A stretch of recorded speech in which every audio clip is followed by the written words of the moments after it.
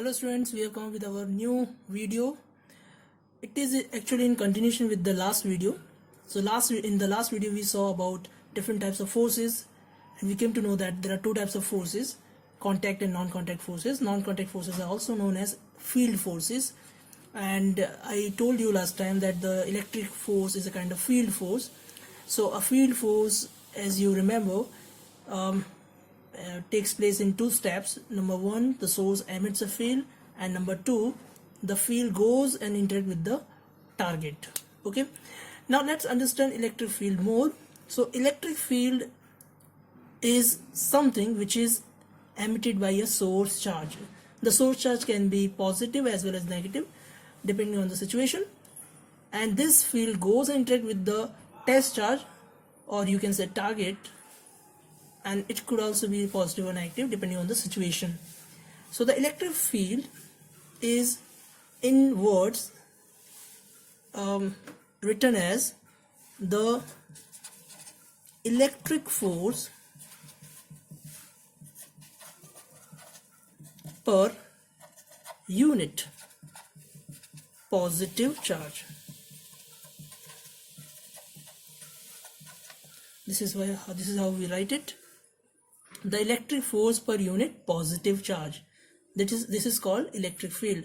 The electric field is represented. It is represented by E, and as it is a vector quantity, we put an arrow over E, so it becomes E vector, represented by E vector. Okay, and mathematically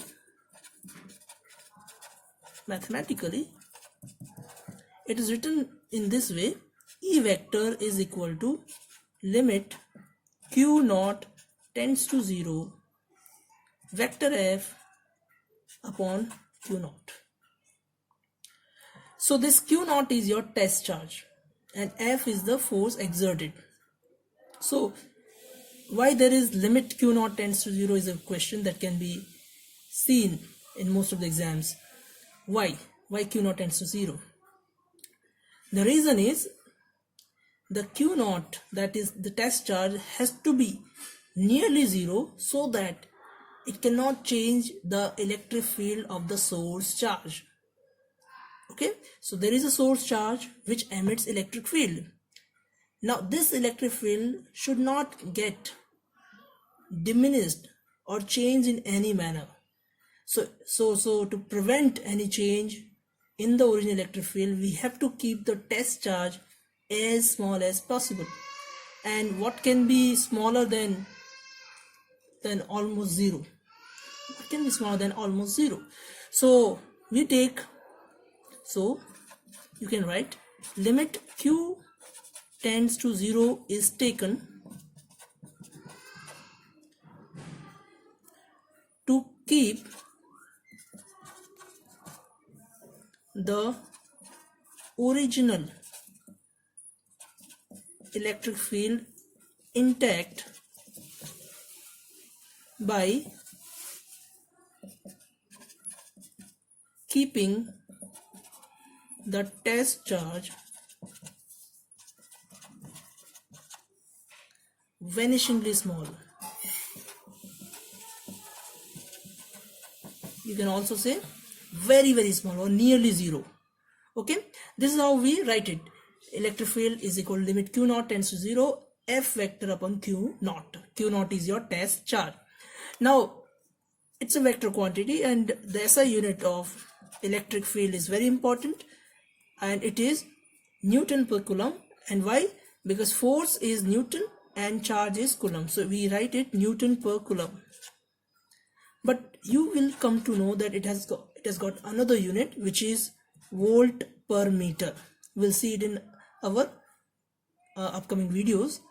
For the time being, you just remember that it has got two SI units. It can have multiple SI units, so two of them are Newton per coulomb or volt per meter. And the dimensional formula, if you talk about, so let's make the dimensional formula of it. So dimensional formula would be, for Newton, we write Newton as m1 L1 T minus 2, and coulomb as A1 T1. So the dimension formula would be M1 L1 T minus 3 A minus 1. This is its dimensional formula. Okay. The electric field is visualized with the help of electric field lines that we are going to see in our next video. Here we have to remember this thing, that the superposition principle we studied in the last lecture is also applicable for electric field. So suppose you want to know electric field at a given point. Now at a given point, at any given point in the space,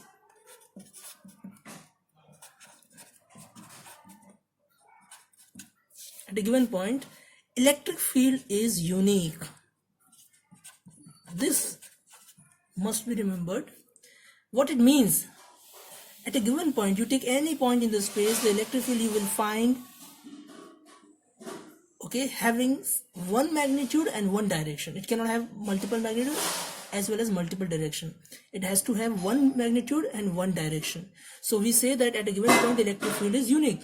And suppose there are many charges in the space and you want to find out the electric field at a given point, then you have to apply superposition principle, okay, and which we are going to see in our next video. Hope this video has given you some information. Thank you.